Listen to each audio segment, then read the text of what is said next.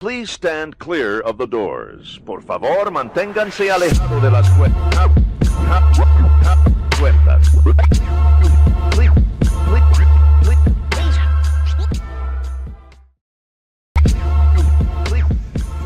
30 rides have come and gone in our 50 for 50 series for the top 50 attractions in the history of Walt Disney World. Welcome in, I'm your host, Bryan Perri, and it's time to start the top 20. We're here at Disney's Hollywood Studios, which opened in 1989, of course, under the name of MGM Studios, and it had a pretty awesome attraction that's no longer here. You're probably thinking about it. Does it fit in between number 20 and number 16 in our countdown? Well, it's time to find out by starting with number 20.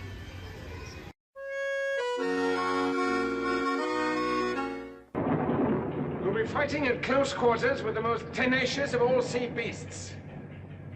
Stay clear of the tentacles. They'll seize anything within reach and hang on to the death. Perhaps Magic Kingdom's most beloved removed attraction, 20,000 Leagues Under the Sea's Submarine Voyage made Fantasyland the must-do area of the park when it opened in 1971. Operating for 23 years, up to 40 guests would step down into faux submarines before they ventured into the deep seas of the Magic Kingdom.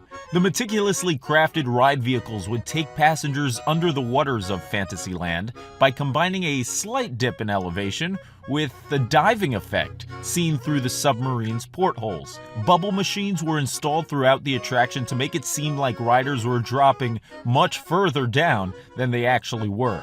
Unlike Disneyland's submarine ride that opened in 1959, Orlando's version took after the 1954 Disney film 20,000 Leagues Under the Sea and featured scenes that could be spotted in the film as well. The original Submarine Voyage that opened on the West Coast once featured live mermaids, along with spectacular underwater animatronics that made the ride so popular. After Disney World closed its ride in 1994, only 3 of the Nautilus ride vehicles were kept. 2 were sent to Castaway Cay, Disney's private island, and a third remains in storage at Walt Disney World. It makes special appearances at events such as Disney Marathons. The ride's location was replaced with Ariel's Grotto for 10 years, then that was replaced with Pooh's Playful Spot, and finally that was replaced by Seven Dwarfs Mine Train.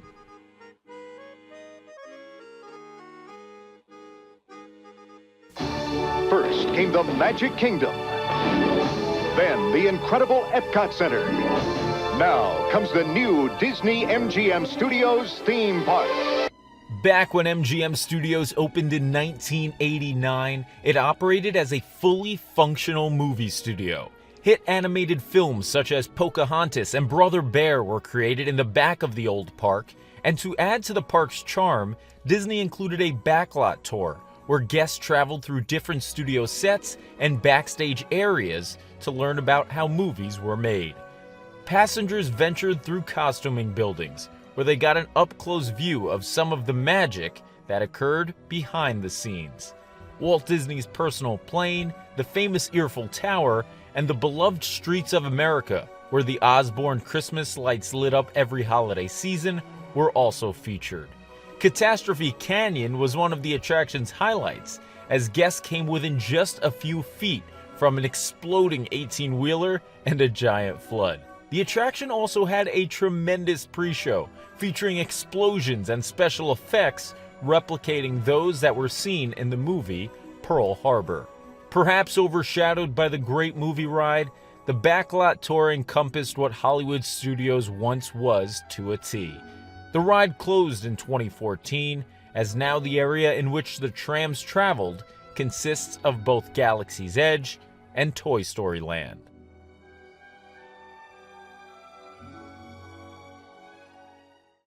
We hope you enjoy Tomorrowland Transit Authority's Super Skyway. If it didn't cause an uproar in society, we might have slid the Peoplemover into the #1 spot. The perfect complementary piece to Tomorrowland, the Tomorrowland Transit Authority Peoplemover is one of my personal favorite rides and has been a guest favorite since opening in the Magic Kingdom in 1975. Unlike its elder and now defunct sibling in California, Orlando's Peoplemover takes guests on an 11-minute journey in open-air cars without a change in elevation.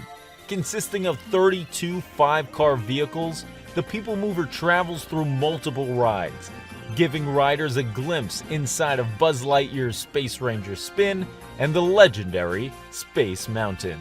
Guests often appreciate the ride as it occasionally gives passengers the opportunity to see inside Space Mountain with the lights on when the coaster requires maintenance.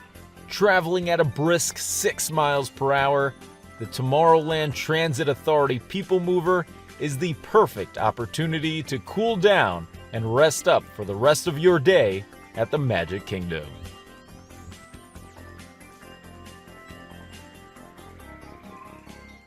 Please stand clear of the doors. Por favor, manténganse alejado de las puertas. A staple since the resort opened in 1971, the Walt Disney World Monorail system consists of 12 trains, 6 stations, and over 14 miles of concrete track. Traveling at speeds of 40 miles per hour, the monorail has become one of the signature symbols of the Walt Disney World Resort. Complete with its white trains and famous color trims, the image of the Walt Disney World monorail has become synonymous with its home since it first began running over 50 years ago. An Epcot extension was added when the park opened in 1982, and the new track is the only portion of the Florida attraction that travels over one of the resort's theme parks. The current fleet of trains has been in use since 1989, but received updates last decade that now allow the trains to run via a new automated system. Legendary Imagineer Bob Gurr talked to Inside the Magic a few years back about one of the monorail's most famous features, its trip through the contemporary resort. Take a listen. The structural engineers that designed the Contemporary Hotel thought that if a monorail went through there, it would be like an elevated train, steel rails, and it would shake the building. We said, no, it's not going to bother the building one bit.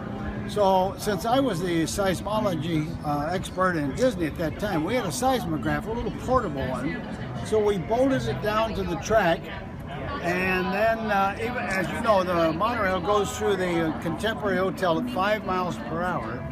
Well, on that day, since all the employees were able to go home, Labor Day, I was able to drive the monorail through the Contemporary Hotel to test the shake of the monorail on the hotel at 43 miles per hour. Now, it's a very small opening that you go through. I swear, the first time I went through, that opening was going to close down smaller than I was going through this thing. Train went right through the station. The recording of the seismograph never recorded a thing, no vibration whatsoever, and they said, do it 2 more times. I was just thrilled to death. The only time this is ever going to happen, do 2 more laps around the park, come ripping through from the south side, go right through the Contemporary Hotel, 43 miles an hour with only about 5 people present.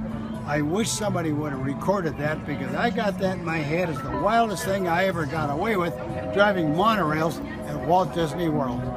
After parking at the TTC for the Magic Kingdom, guests have the option to travel to the park's entrance via ferry or monorail. It's safe to say which one we prefer. After all, it's hard to pass up the highway in the sky.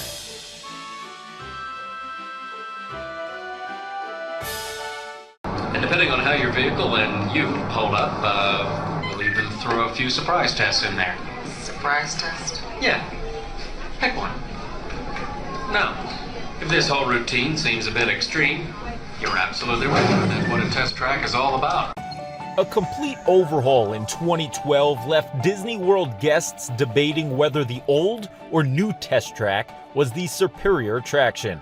One thing that isn't up for debate is the fact that no matter which one you prefer, Test Track stands as a remarkable thrill ride that shifted the way people viewed Epcot attractions.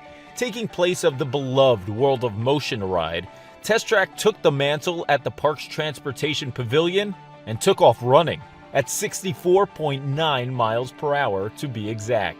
Since its opening in 1998, the ride has stood as Walt Disney World's fastest, taking riders on an exhilarating journey both in and out of the show building. Essentially operating as a full-sized slot car, Test Track opened in '98, putting guests in the position of test car dummies. Cars traveled through different scenarios, testing the limits of a vehicle. Sharp turns, dips, brake checks, and a speedy culmination brought Epcot its first full-fledged thrill ride. As aforementioned, Test Track went through a full renovation in 2012, bringing an interactive element to the ride while replacing the black and yellow testing simulation with a Tron-like interior. The overhaul was met with mixed reviews, as the new version seemed to be a shiny coat of paint, though it lacked the character found in its predecessor. Sitting next door to its thrill ride neighbor Mission Space, the ride continues to be one of the park's most popular 23 years after it debuted.